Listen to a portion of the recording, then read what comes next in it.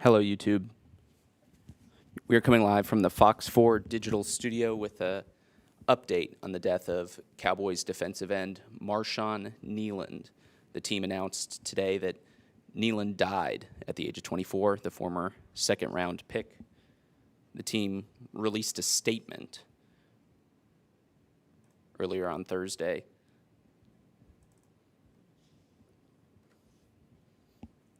saying, "It is with extreme sadness that the Cowboys share that Marshon Kneeland tragically passed away this morning. Marshon was a beloved teammate and member of our organization. Our thoughts and prayers regarding Marshon are with his girlfriend, Catalina, and his family." Fox 4 is watching several areas around the North Texas region. You are looking live at the Star in Frisco. Commentary will be intermittent at this time as we go and we look to cover this event. We'll have more coming up here on this stream. For now, we'll leave you with our live pictures from Sky 4.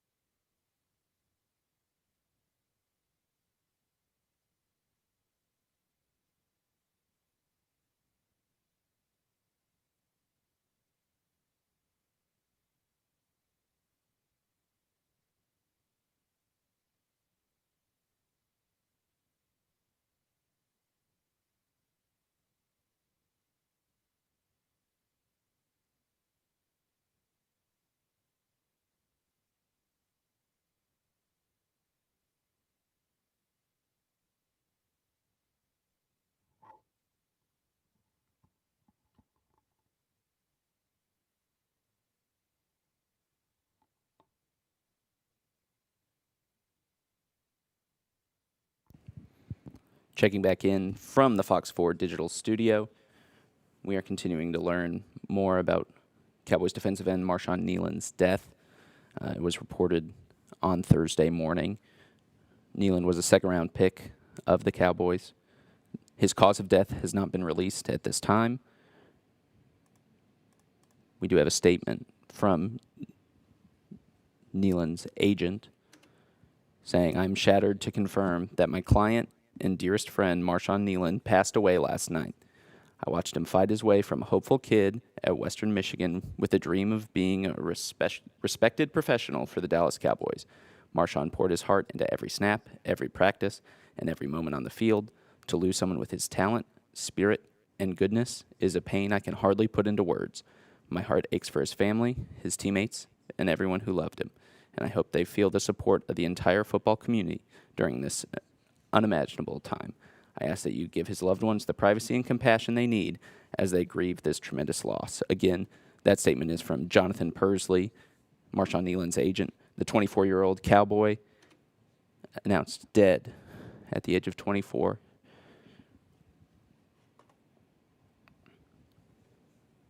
You're looking at live pictures from Frisco. We are going to keep this up. We have reporters headed to Frisco as we look to learn more about the death of Marshon Kneeland.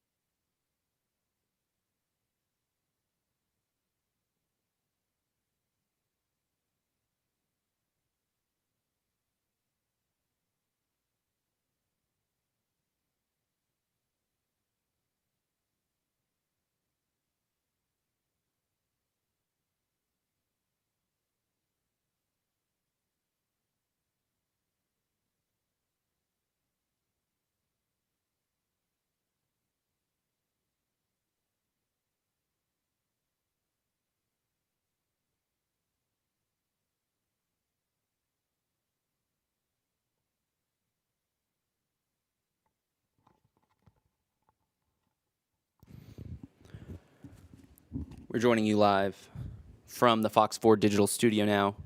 We did just receive an update from Texas DPS.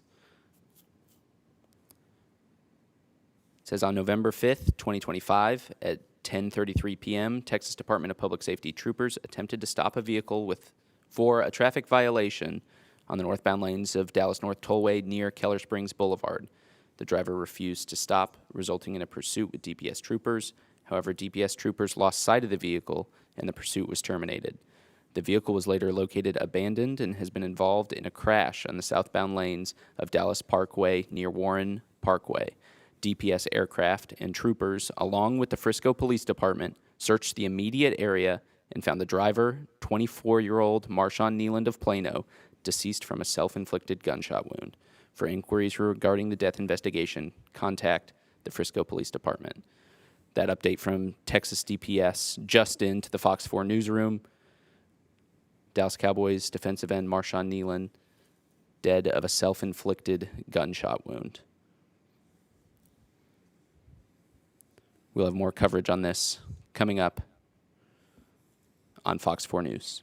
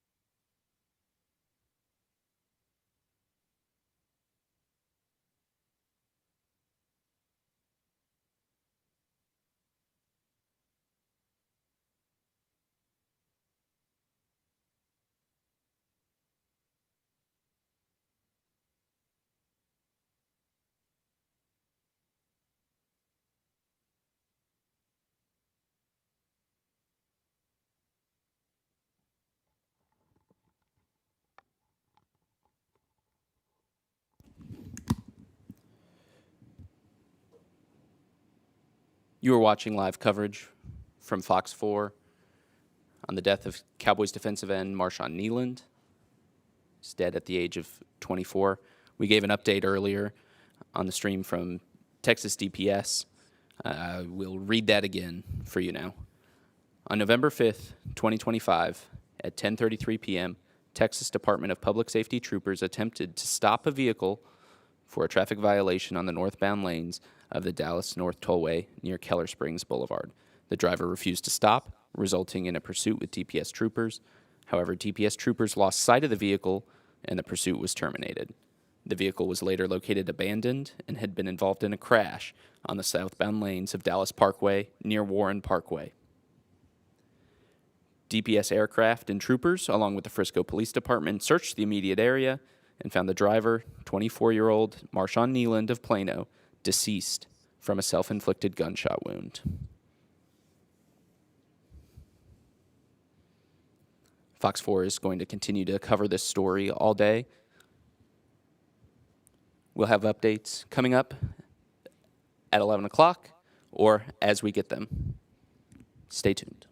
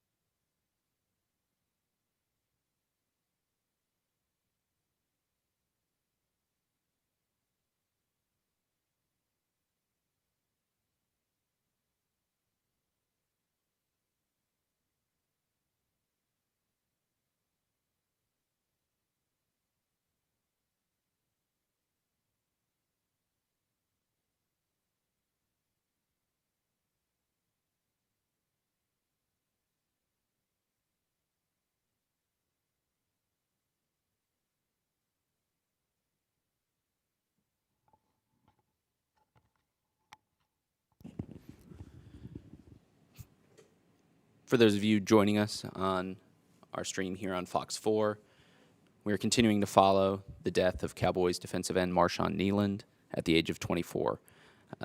The Cowboys today released a statement about Neland's death, saying, "It is with extreme sadness that the Cowboys share that Marshon Kneeland tragically passed away this morning. Marshon was a beloved teammate and a member of our organization. Our thoughts and prayers regarding Marshon are with his girlfriend Catalina and his family." Earlier this morning, we received a note from the Texas Department of Public Safety saying that on November 5th, 2025, at 10:33 p.m., Texas Department of Public Safety troopers attempted to stop a vehicle for a traffic violation on the northbound lanes of the Dallas North Tollway near Keller Springs Boulevard. The driver refused to stop, resulting in a pursuit with DPS troopers. However, DPS troopers lost sight of the vehicle, and the pursuit was terminated. The vehicle was later located abandoned and had been involved in a crash on the southbound lanes of Dallas Parkway near Warren Parkway. DPS aircraft and troopers, along with the Frisco Police Department, searched the immediate area and found the driver, 24-year-old Marshon Kneeland of Plano, deceased from a self-inflicted gunshot wound. Neland's agent released a statement as well today, saying, "I am shattered to confirm that my client and dearest friend Marshon Kneeland passed away last night.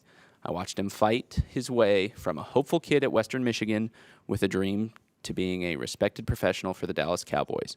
Marshon poured his heart into every snap, every practice, and every moment on the field. To lose someone with his talent, spirit, and goodness is a pain I can hardly put into words. My heart aches for his family, his teammates, and everyone who loved him. I hope they feel the support of the entire football community during this unimaginable time. I ask that you please give his loved ones the privacy and compassion they need as they grieve this tremendous loss." Again, Cowboys Marshawn Kneeland, dead at 24. Fox 4 will continue with updates on this stream as we get them.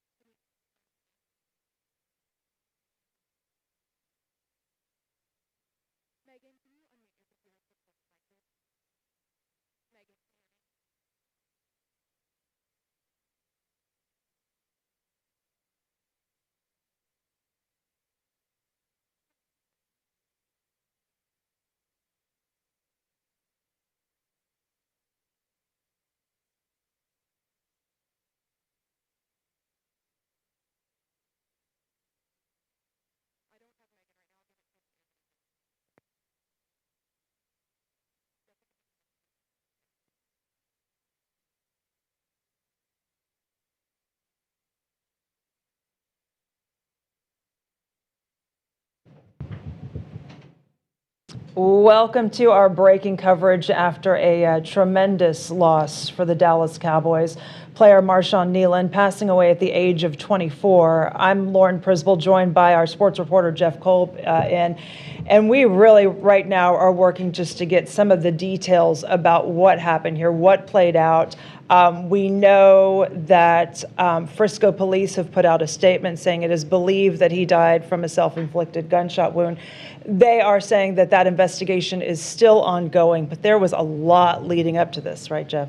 Yes, there was, and really, it's tough timing. There's never a good time for this, but it's the bye week for the Cowboys. So from a football perspective, I think why that's relevant to know and mention is the team has dispersed. Everyone has gone their own direction. Maybe a lot of people are still in the area, but when there's a tragedy like this, Lauren, I think what helps the most for the team to cope with it is to be together, so they're not till Monday, right? They don't need to report till practice till Monday. Correct. Their next game week starts on Monday. And so, we've gotten statements from the team, from the NFL, but this is just a tragic developing story, not something that, of course, any of us saw coming here on this Thursday. No, definitely not. So this all started when I was looking at what Frisco police have put out. It said that Frisco police started last night at about 10:30 in the evening, and they responded to assist the Texas Department of Public Safety locating a vehicle, it says here,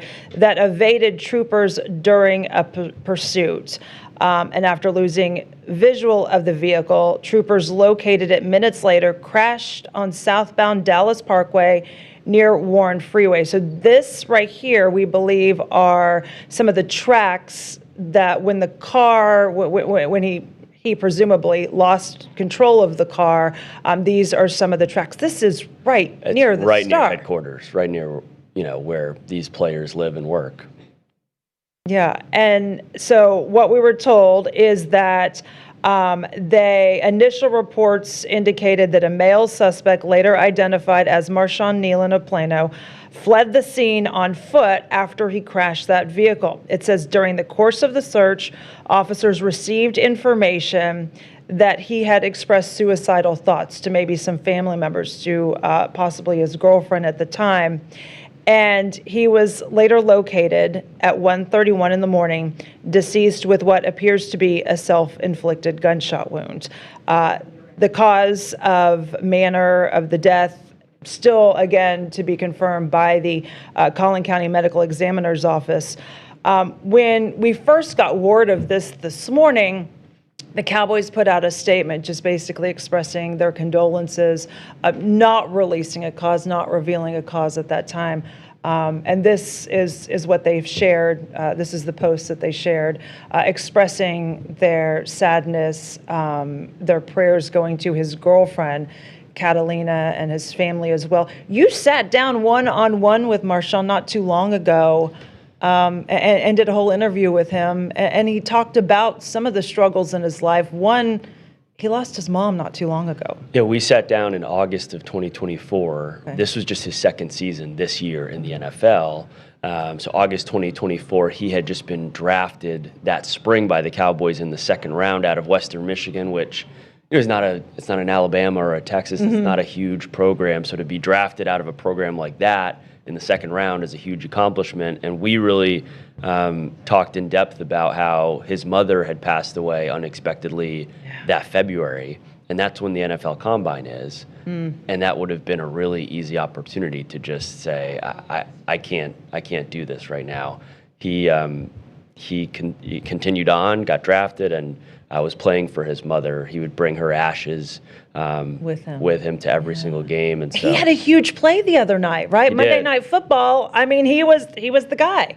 Yeah, the Cowboys were down 10-0 at home to the Cardinals, and punt gets blocked, and a bunch of Cowboys special teamers are racing to the end zone, and it's Marshon that lands on it to score the first points of the game. It was his first NFL touchdown because on defense you don't typically score a lot of touchdowns, and so it's really just surreal to think that 3 days later he's gone. I think that's what's probably going to be puzzling for a lot of people. Like, you got drafted, you're playing for the Dallas Cowboys, America's team, you win this. I mean, you score this awesome play, But to know that he clearly was struggling so much, I think sometimes that's hard for people to understand. Like, you're not walking in their footsteps. You may be a Dallas Cowboys player, but that doesn't mean you're not dealing with life. Well, and if you're watching a little bit of this video, you'll kind of see it at points. I mean, this is a guy, and this isn't a first with a story like this, that huge smile.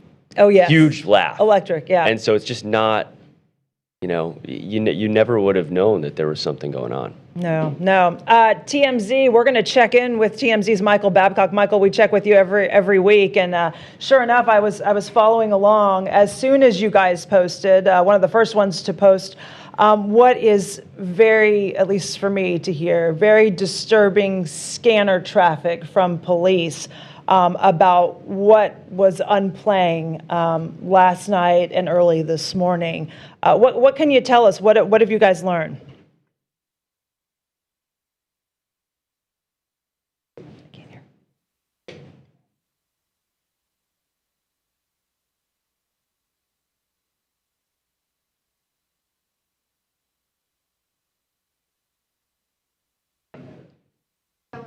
All right. Oh, we're having trouble hearing you. We're going to try to work on that, Michael, if you could just stand by for a minute. But one of the things that they say in this scanner traffic, and I'm going to look to see what I wrote here.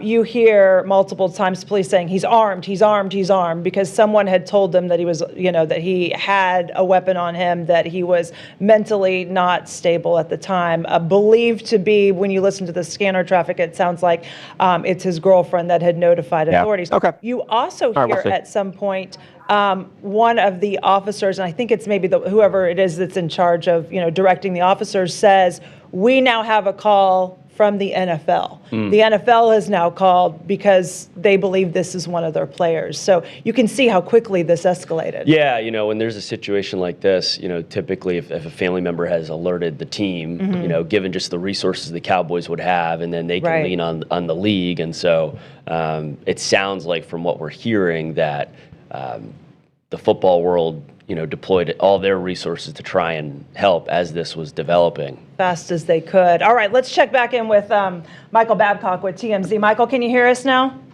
Hey, Lauren, I got you. Hey, great. Can you hear me okay? Yes, we can hear you. You guys are one of the first ones to share this scanner traffic about what was going on. And I think we're all still just trying to piece together exactly what happened. I know we've got crews out and about working to gather information. What have you guys discovered? If you can just tell us what you know and how this has played out. Yeah, it's just a horribly sad story, obviously. Around 10:40 p.m., 10:39 to be exact, Lauren, Frisco police got a phone call from the Texas Department of Public Safety, essentially asking for help, requesting help with a pursuit that was going on that had entered Frisco. Police momentarily, for a few minutes, lost track of this vehicle that they were trying to pursue. It's not exactly clear why the initial stop was enacted. There are some reports that it was because there was a traffic violation. Anyway, this car that we now obviously believe to be Marshon Kneeland was in the pursuit, gets away for a few minutes. Cops ultimately find the car a few minutes later, but the vehicle is empty. It had been involved in a crash on the Dallas Parkway. Police then set up a perimeter, and they are trying to find the driver of the car, again, who we ultimately find out was Marshon Kneeland.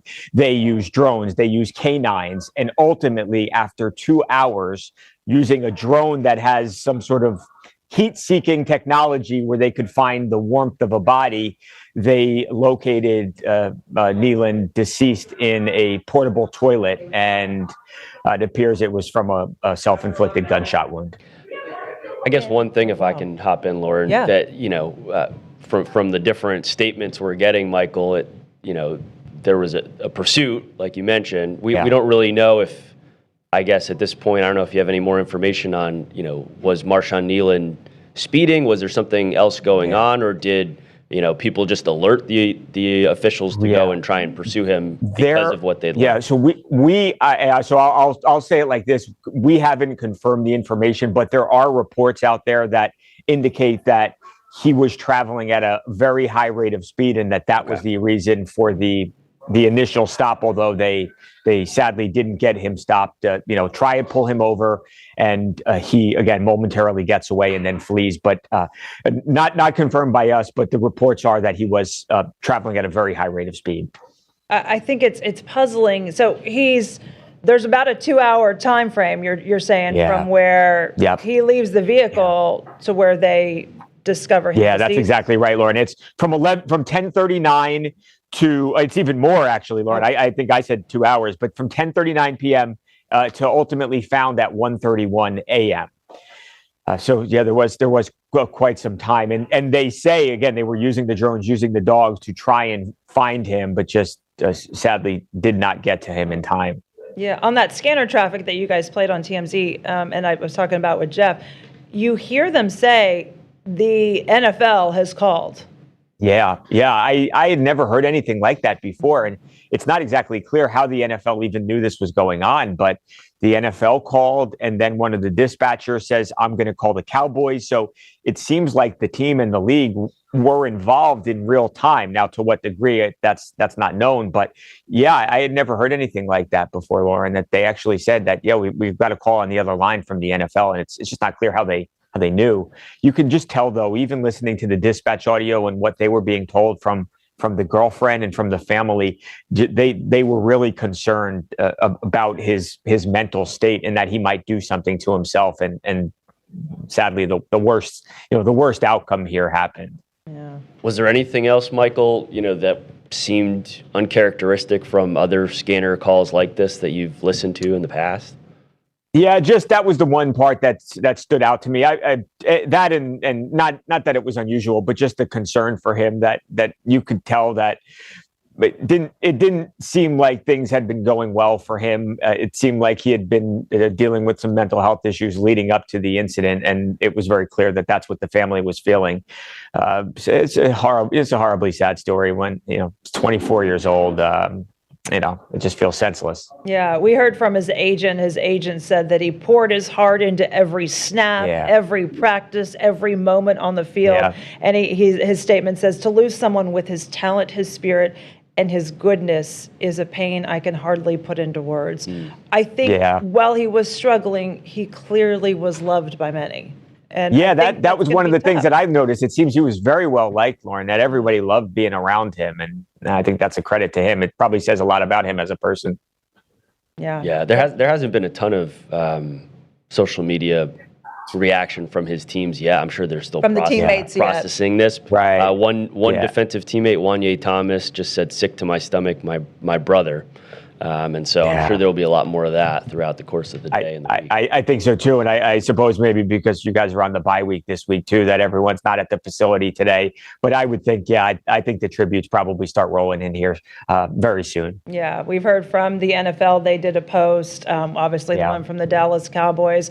I know we also heard from the former defensive coordinator from Mike Zimmer had a statement basically saying that he was just heartbroken and that he had told him, like, dude, the last thing he says, dude, just keep being you because you're awesome and you're going to have a great career. And just is heartbroken to learn. Right, to score that touchdown on Sunday and to see him make that play and the joy in the end zone and to think now just a couple of days later that we're here, it almost doesn't seem like it could be real and sadly it is. Yeah. No, I mean, we've talked about that play, but it just kind of goes back to we really never know in these stories what's happening behind the scenes. You're I mean, I heard that's you guys the pinnacle say it. I thought of his you made career. a great point. Yeah, it's like, you're on the Dallas Cowboys, you've got, making all this money and you think everything's good, but you never know what people are going through. And I think that's probably a good message for us all to remember here now. Michael Babcock, as always, thank you for your coverage. Appreciate it. If you find out any more, please let us know. We'll have a link to tmz.com. And thank you for having me. Appreciate it. We will continue our coverage of this death of Neland, this crash, the pursuit. We have crews that are working to get some more information as we're speaking right now. We will check in with our assignments desk coming up next.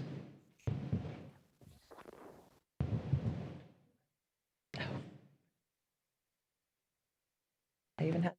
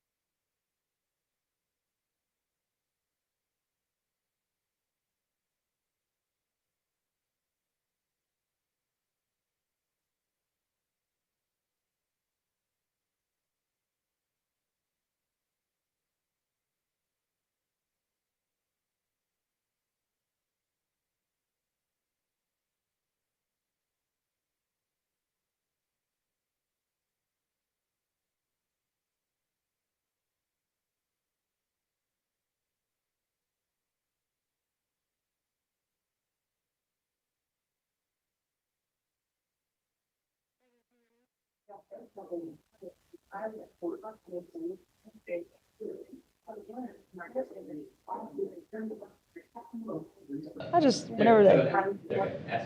Megan, can you hear us? Yes, I can hear you. Great. 1 minute left to break.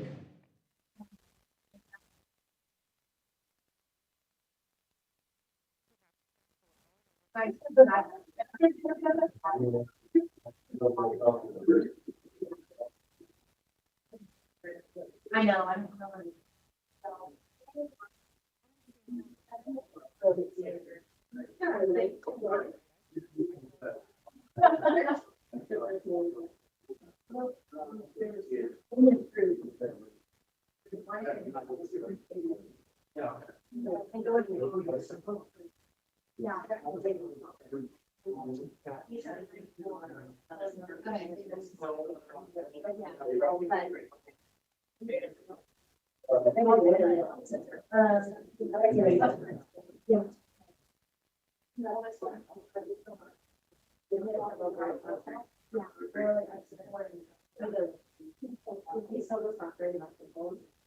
Welcome back to our continuing coverage. I'm Lauren Prisbel, along with sports guy Jeff Kolb here. We are continuing to talk about the just tremendous loss of Dallas Cowboys player Marshon Kneeland, just 24 years old, had a great game the other night with a touchdown for a defensive player.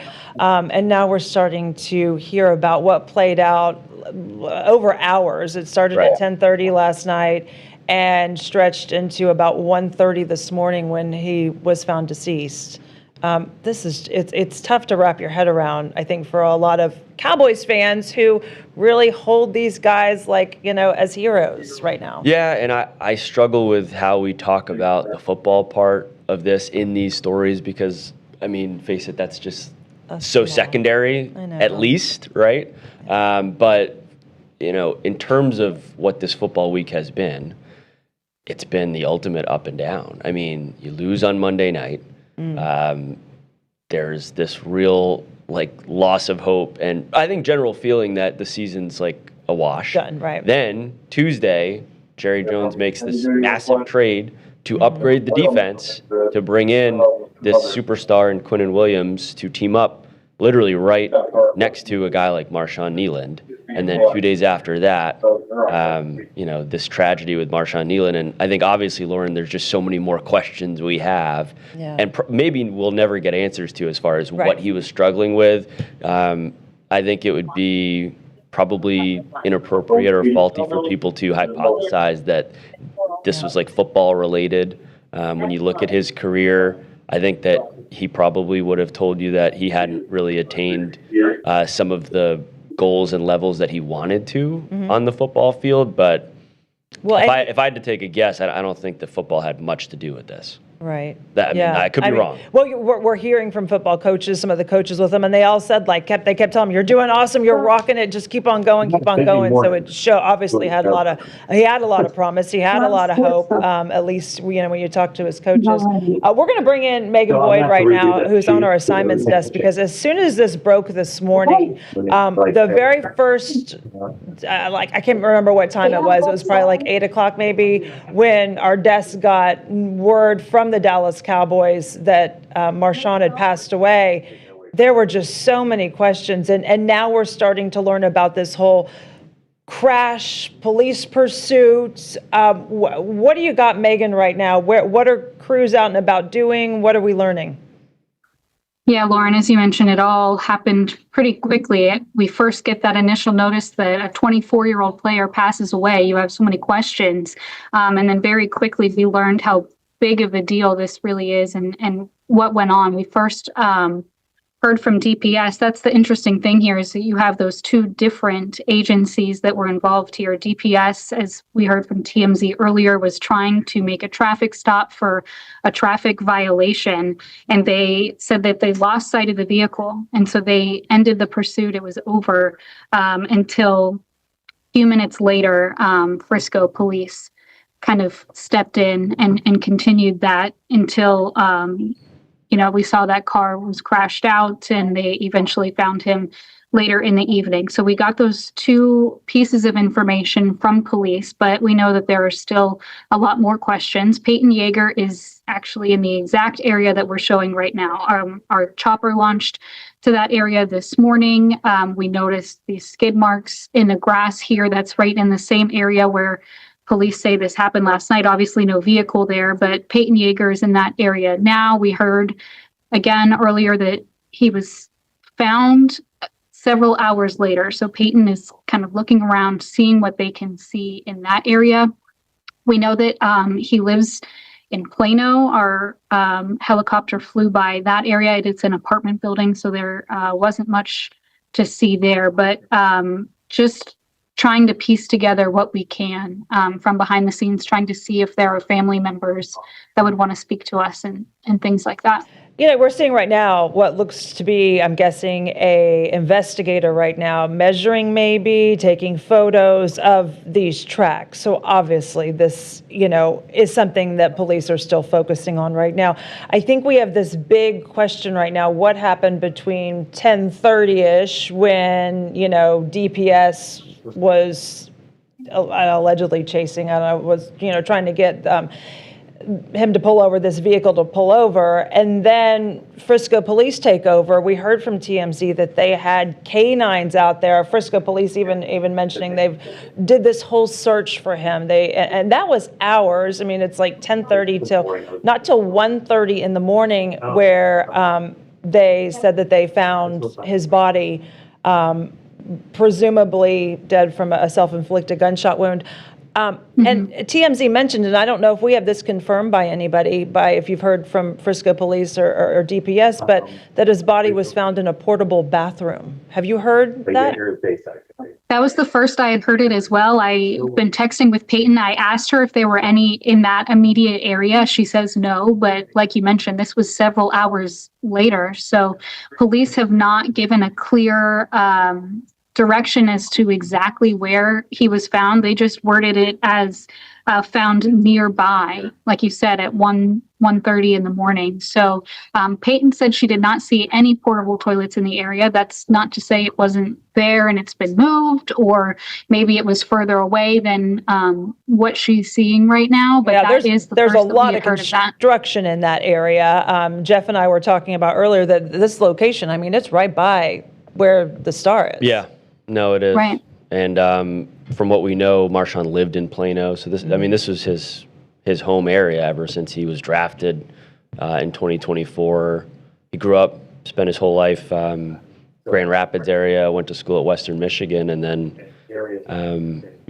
it's obviously people know AT&T Stadium is the home of the Cowboys, but really for these players and coaches and everyone on the team, the Star is where you spend all of your time, and usually where most of the players live. And there's a lot of building going on in that area. We know that's a growing. I know they're building a hotel there right now. I mean, there's a lot of construction nearby.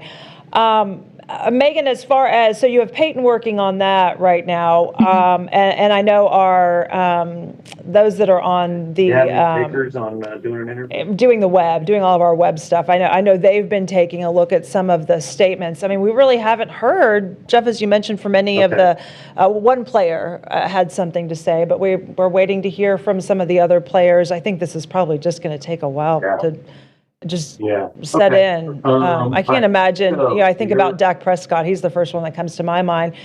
He lost his brother to mental health issues, and now to lose a teammate to mental health issues, that weighs heavy, I think, on a lot of people. Yeah.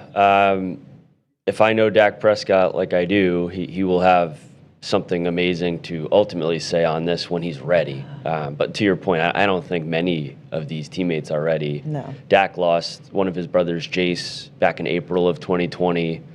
That was just a brutal year for Dak. Then a few months later, had that horrible injury. So, but Dak has done such a great job with his Faith Fight Finish Foundation. That he has. Incorporating suicide prevention and awareness into that. Which it was already a functioning foundation really created in memory of his mother, Peggy, who had passed away from colon cancer several years earlier.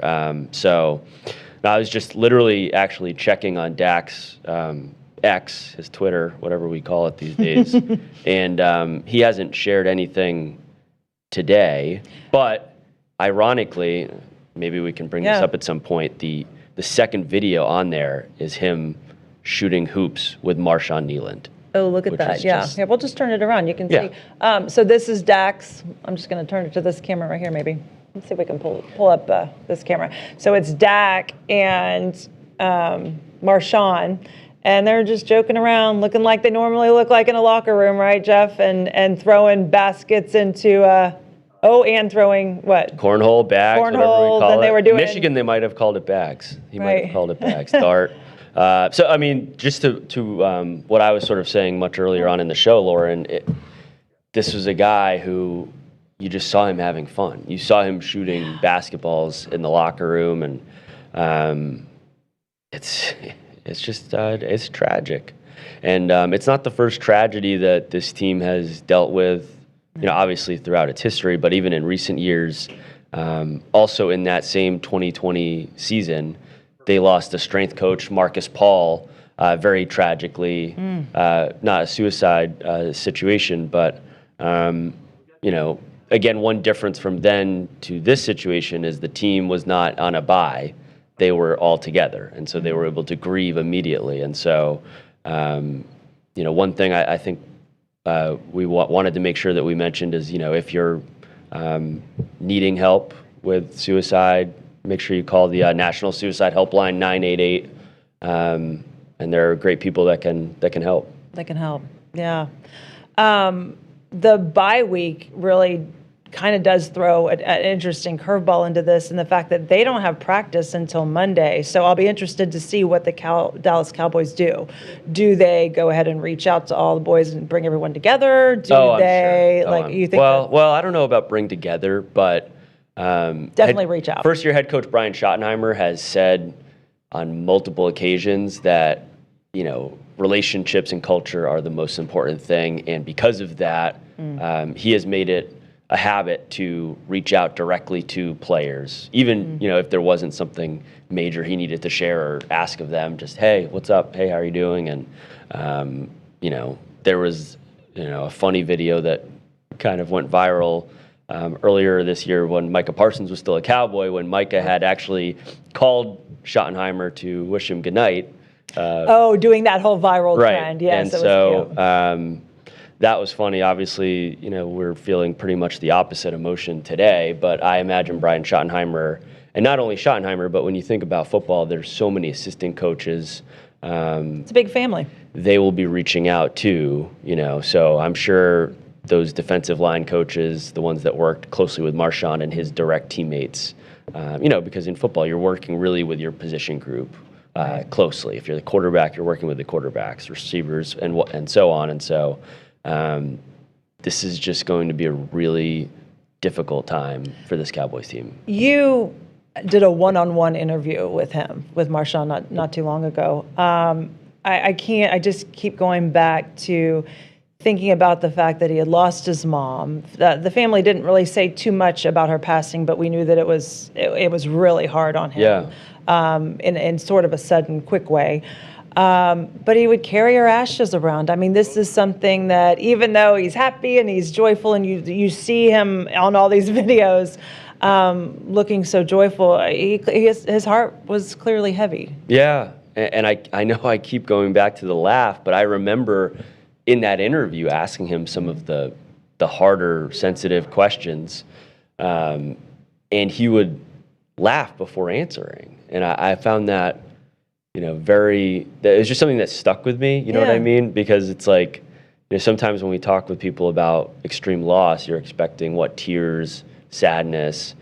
It just seemed like he had this inner kind of strength and composure with it. Like she was with him almost, in a way. Yeah. We've pulled the interview. Okay. So we'd love to hear what you heard. So here it is.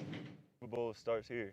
Nailed it. Yes, sir. I thought I'd start off on something offbeat. I saw on Instagram you got some ink recently of some anime tattoos. Is that right? Yeah, no, I did. What does that say about your personality? I already had anime tattoos, but I like to watch anime. That's what I do in my free time. So, just show it off now. For Cowboys Nation that is learning about you, how would you describe, I guess, your overall personality? I'm pretty chill. I stay to myself for the most part, but you know, I love to get active out here with my dogs. So yeah. What's the switch that you flip, I guess, when you step out here? Basically, when you come out here, I had a mindset that everybody that's not on my side is against me, so I hate them. So I like to just hit. I like to be violent. Well, they called DeMarcus Lawrence, Mike McCarthy did, a bowling ball full of butcher knives. How would you describe yourself? Shoot, that's a tough one. I don't know if I could beat that. That's pretty good, right? Oh yeah, no, it is. Maybe just, I don't know. We got to come back to that one. We got to come back to that. Let's go back to 2019. That's when you graduated high school, Mm-hmm. and I saw that you only had one Division I scholarship offer. How has that always burned you a little bit? I think in my eyes, when I was a kid, I always had, you know, NFL was a goal. So I never really let that affect me too much. I think all throughout high school, I had Brandon Kimball, which I told him, like, regardless of where I go, I'm going to the NFL. So I never let it, like, discourage me or anything like that. So obviously, Western Michigan isn't a Power 5, so it's not like but they send people to the league, though, too. So it's like, you know, I got there, I was happy with it, and made the most of it. Why do you think that didn't knock your confidence? Because I think when you look at a lot of, you know, big name players in the NFL, oh, they had 50 scholarship offers. To just have one, I think for a lot of guys would make them doubt if this is possible. No, for sure. So there's guys like J.J. Watt that while I was in high school, I seen that where his story is a little different, where he didn't have crazy offers or this and that. So that plus, you know, my support system I always had. So, you know, stay true to it. Fast forward 5 years, here we are in Oxnard. You're a Dallas Cowboy, and it's sort of the reverse because this week DeMarcus Lawrence, who is number 5 all-time in sacks for this franchise, he told us that he expects you to evolve into a player better than him. Is he right? Hey, if he said it, it can't be a lie then. Where does that confidence come from? I always had a confidence if I'm the best dude on the field. I always try to have that confidence regardless of the situation. Obviously, you know, there's cats out there that are great, so, you know, you pay respects, and I look at him like he great, and I'm sure judging by what you said, he look at me like I'm going to be great, so, you know, it's always feel good. Sam Williams goes down, obviously that's like the last thing we want to see out here. Then everyone turns their attention to you, and they say, hey, this rookie has to step up. How do you process pressure? I enjoy it. I had pressure all my life because, obviously, like you said, I never had offers or anything like that. So the pressure was always on, like, is this guy even going to be good for our team, regardless of where I went, you know? So, yeah. Why do you think you're up to the task? Because I keep my head down and I work. Reading up on your journey, your mom, Wendy, was always there. How much did she love sharing football with you? She loved it. Back when I was a kid, she used to drive me around, like, looking for, you know, teams I could play on. Because my school back then, they didn't have, like, an actual structured team when I was super young. So she helped me out a lot, always came to most of my games until, obviously, I was a little bit further away, and then when she moved. But she pretty much, that support system I always had there, never let me worry about life, let me focus on football, you know. You talk about the NFL always being your dream. What do you remember about that being her dream? Man, so I obviously, like I said, that was always my dream. My realistic goal is what she used to tell me that I need to have, which I told her my realistic goal was always the NFL. So it used to make her slightly mad because she was like, when I was a kid, like when I was like 5, 6, she's like, we got to work on some, you know, realistic goals. And I'm like, Mom, Mom, there ain't no backup plan. This is it. So. What about when you got a little bit older and it became a little bit more real? How excited was she for the possibility of watching you in the NFL? Very excited. Obviously, when I decided to make the transition to come out, having the Senior Bowl invite, and then the Combine invite, like, it was a realistic thing that she got to see, which still, you know, made me proud. So you're excited, she's excited, and then February comes around. What happened? So unfortunately, she had passed away.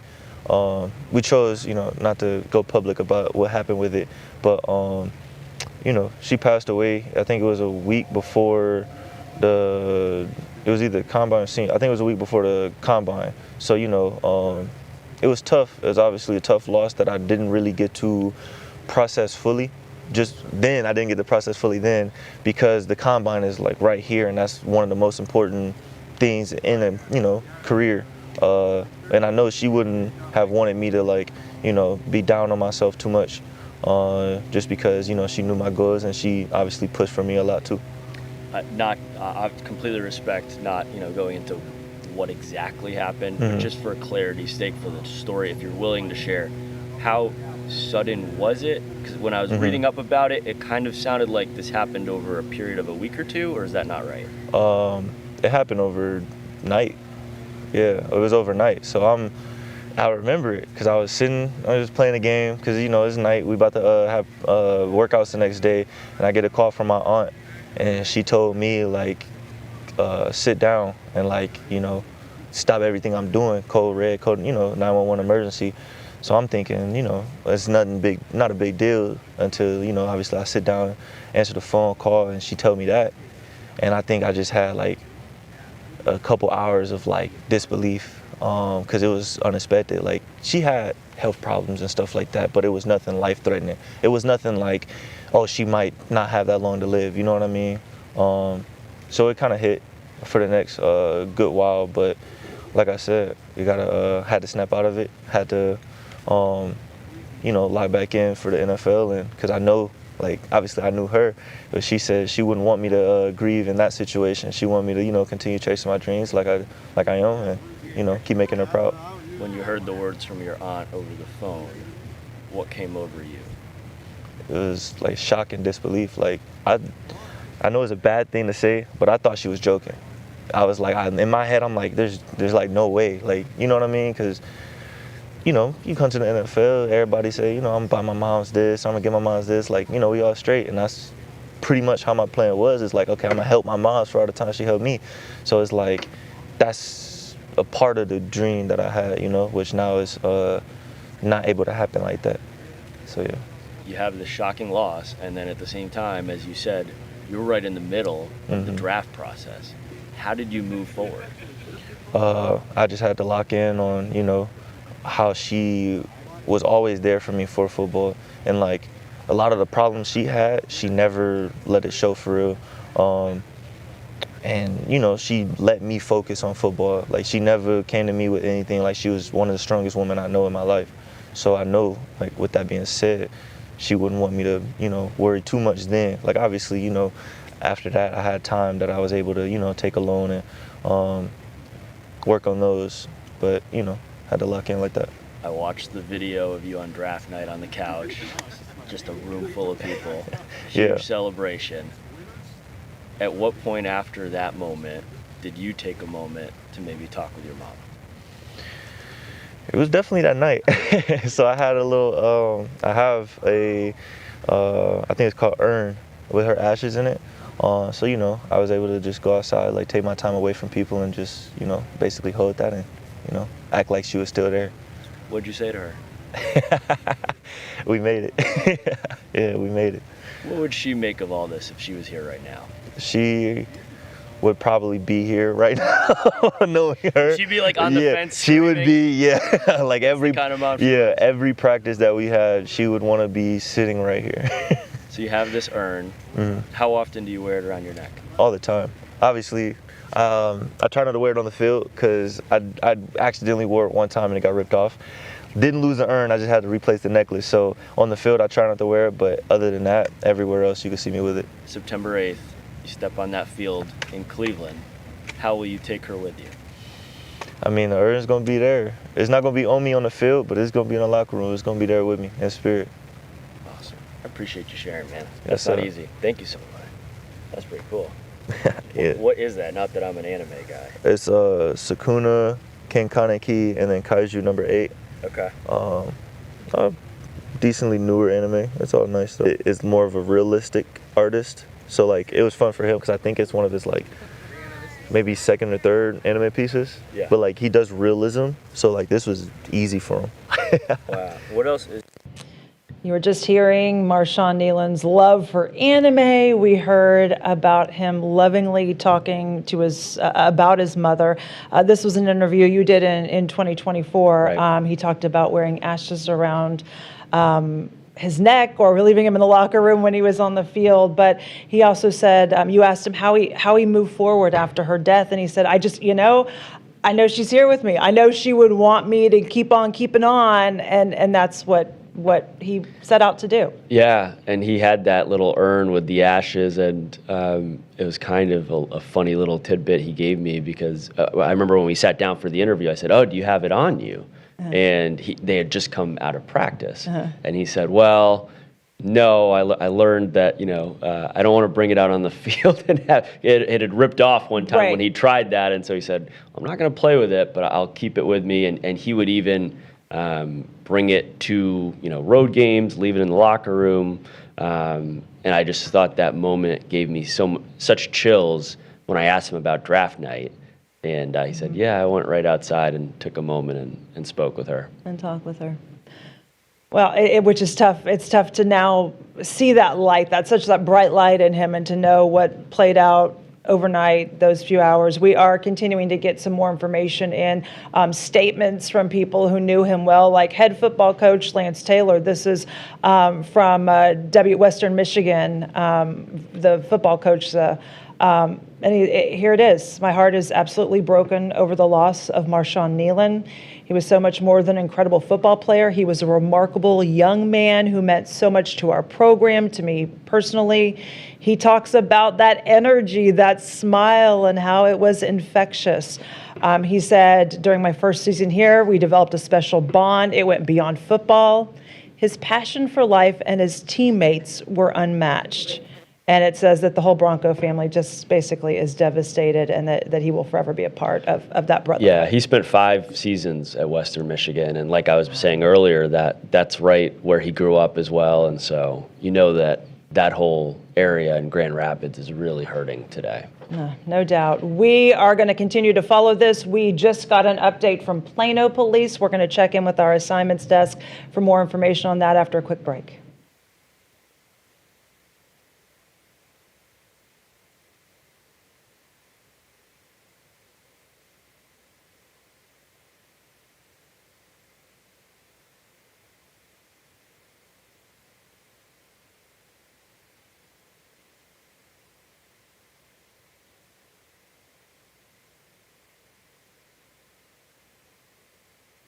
Let's make sure we can hear him. Hi there, Mike. It's Lauren Prisbel. How are you? Can you hear me? Oh. Okay, but we can hear him? Let's make There you sure. go. Up. How about now? And Your mic is muted, we think.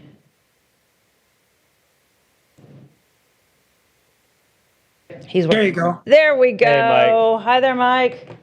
Hi. You were friends with my daughter. I know. I follow Corey still to this day. Yeah. Those 2 little grandbabies of yours, they are simply precious. I don't know how you keep up with them. They're wild, but they're a lot of fun. Hey, Mike, it's Jeff Kolb too. I'm in our sports department here, I brought in the big guns with me, Mike. I don't know about that, but it's great to see your face. Obviously, wish it was on totally different circumstances. Yeah, me too. Yeah. Okay, so we're just in a break. This is just our continuing coverage. We're in a break right now. We'll come back. We'll kind of rehash just a little bit, and then we will go ahead and start the interview with you. They'll be rolling on this, so they can use it for other shows here on Fox 4 too. Okay. So just stand by. All right. Thank you.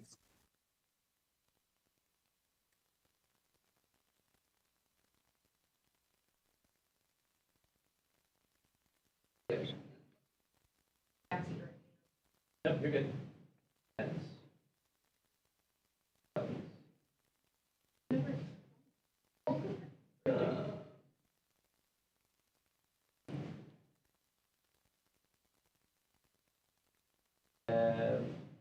30 seconds left in break.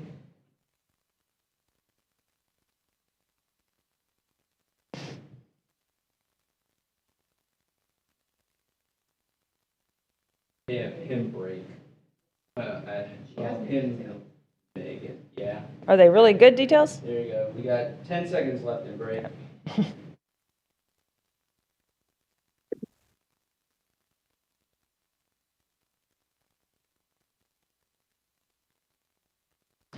Welcome back to our continuing coverage. We are continuing to get some more details about the death of Dallas Cowboys player Marshawn Kneeland, 24 years old, believed to be that he passed away from a self-inflicted gunshot wound after some sort of police chase. There was about several hours where police were looking for him as well.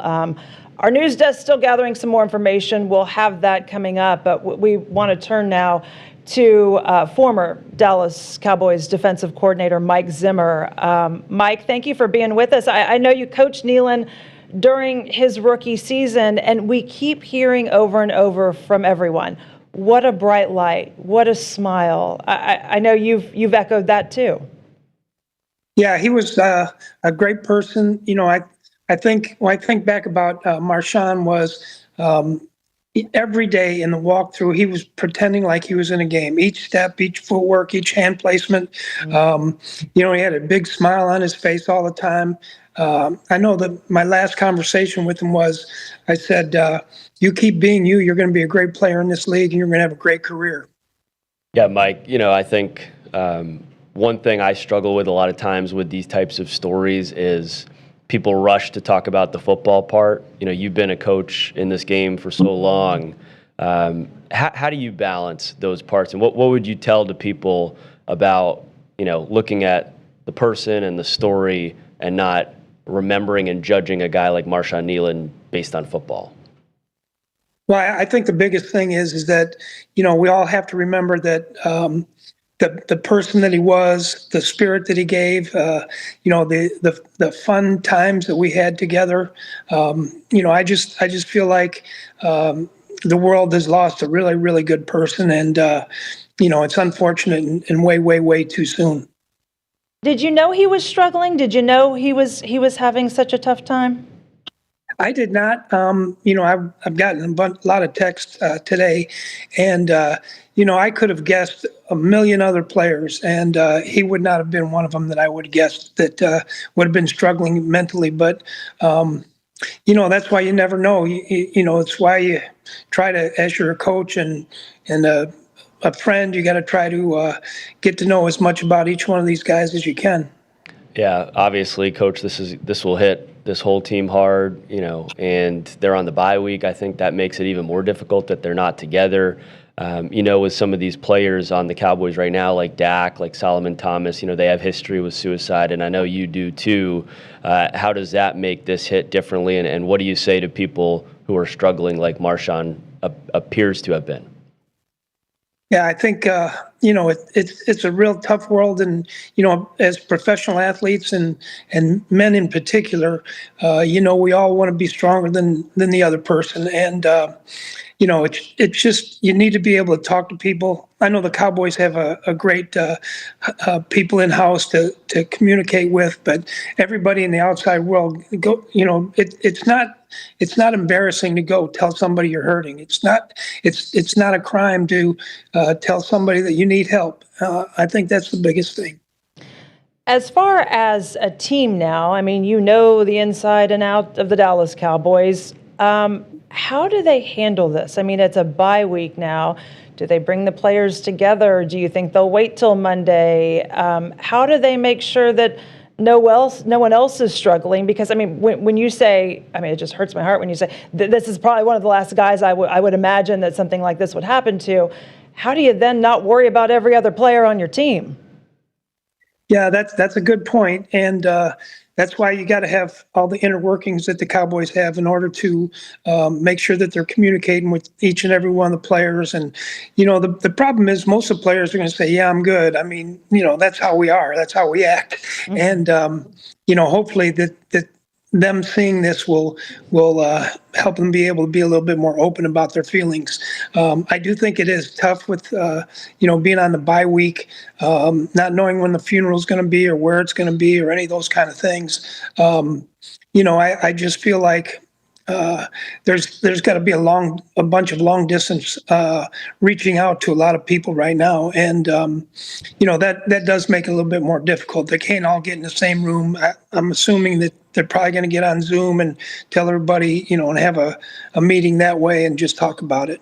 Yeah, I wanted to ask you more about that, Coach. You know, I think Lauren and I were talking earlier here about just the dynamic of a football team. And it's obviously there's Brian Schottenheimer and he's the leader of this team, but you have all these other coaches. Your position coaches are obviously so important. When you look at like a defensive line group, and that will be, a relationship that I think a lot of these guys will lean on.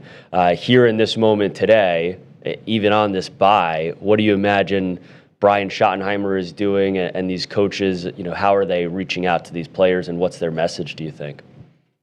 Well, I think a lot of times with each position group, the defensive line coach is probably a little bit closer to the defensive lineman, especially to the offensive side of the ball or something like that. So, they're going to reach out to each and every player, talk to them about, how their feelings are, just see how they're doing, probably communicate, when they find out about funeral arrangements and what they can do to help and things like that. So it's a tough day in Dallas right now. Actually, it's a tough day around the world. Anybody that knew him. Yeah, it's been amazing, I think, to see the outpouring of support and thoughts. And, I was blessed, Coach, to be able to sit down with Marshon his first training camp, and we talked about his late mother, Wendy, and I was just so blown away by his strength, how he was able to continue on and complete the combine and then get drafted in the second round. Did you get much of an opportunity to speak with him about his mom, and what did you make of just his strength, how he'd handled what was still a really fresh situation? Yeah, I didn't talk to him a lot about it, but I do know that, he talked to a lot of people in the organization. The funny thing is he always called me, hey boss, hey boss, but he was always had a smile on his face.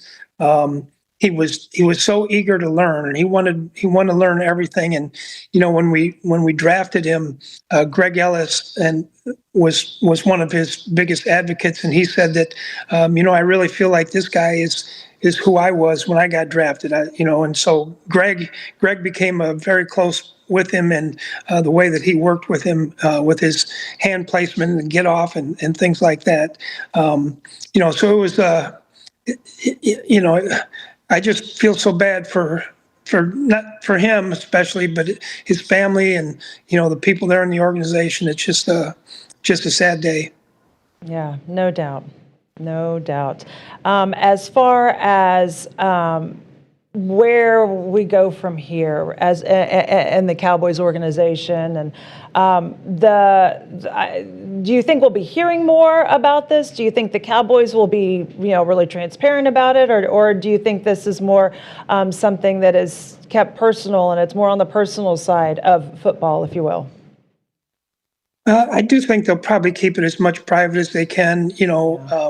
Obviously there's a lot of information that's out already, but it's hard when there's so much media attention to something like this. But the thing that we have to remember is that the family that he has, his girlfriend, they're all grieving right now. The football team is obviously grieving. A lot of the fans, I'm sure, are grieving, and so they're going to need some time to grieve and some peace and quiet with all this that goes on. I normally you'd say, this is a personal thing, but I'm kind of glad that the Cowboys have each other right now. As a football team, I think about sports, and a lot of time when things get tough.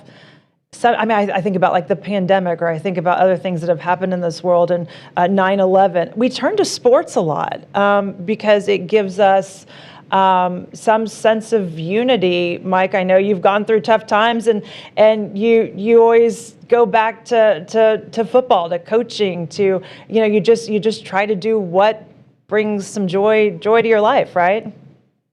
Right. That's exactly what you have to do. You got to go back, and when my wife passed away, it was really hard because the next day I was going out and getting in the car, and everybody's doing everything. You got cars on the street, you got people going in and out of work. And I said to myself, man, the world just keeps going. So you can't stop.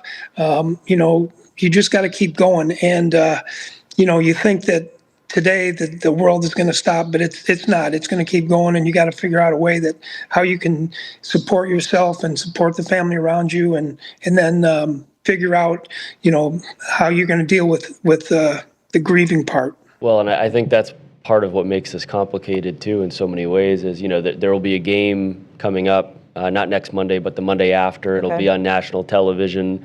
I'm sure that a lot, rightfully so, will be done to remember Marshon Kneeland. And yes, football will move on, but this grieving process, Mike, as you know, because you've lost not only your wife, but your son, Adam, I'm sure that grieving process obviously, is still ongoing for not only you, but a big football community that loved Adam as well, right? Right. It's going to go on for a long time. I think about Adam every day, and I'm sure that all the people there will be thinking a lot about Marshon. I know the players there; they'll be thinking about him. The coaches, obviously, the front office. Everybody still wonders, what could I have done? What could I have done different to keep this from happening? And all the people that are close to him, I'm sure, are probably doing the same thing, trying to, what could I have done different? So, you just got to try and figure out and believe it wasn't your fault, but you got to keep going on and still trying to figure out a way.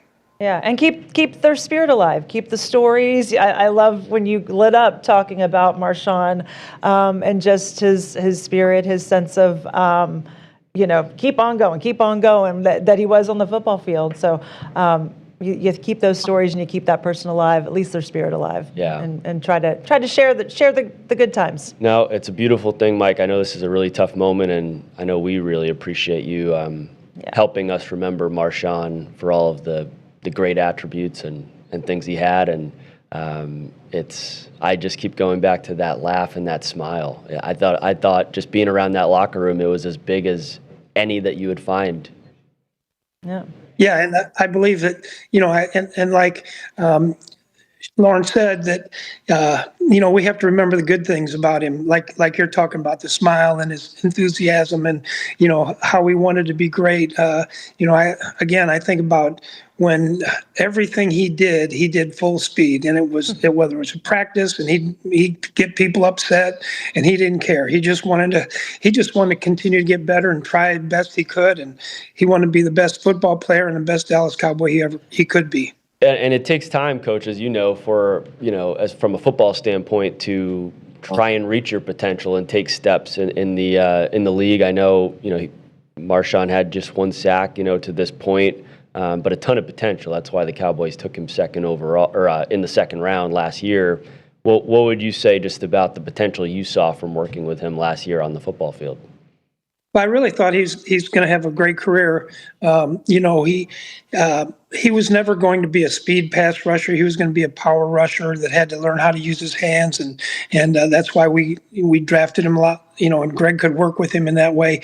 But he was tough as nails. In the run game, he was tough. He wanted to dominate anybody he was over, and he would have come along, in a year. He got better and better, and obviously got hurt a little bit at the end. So, right. But he came back and was able to get back into it this year, and I'm sure that he would have had a great career. Did you see that play the other night?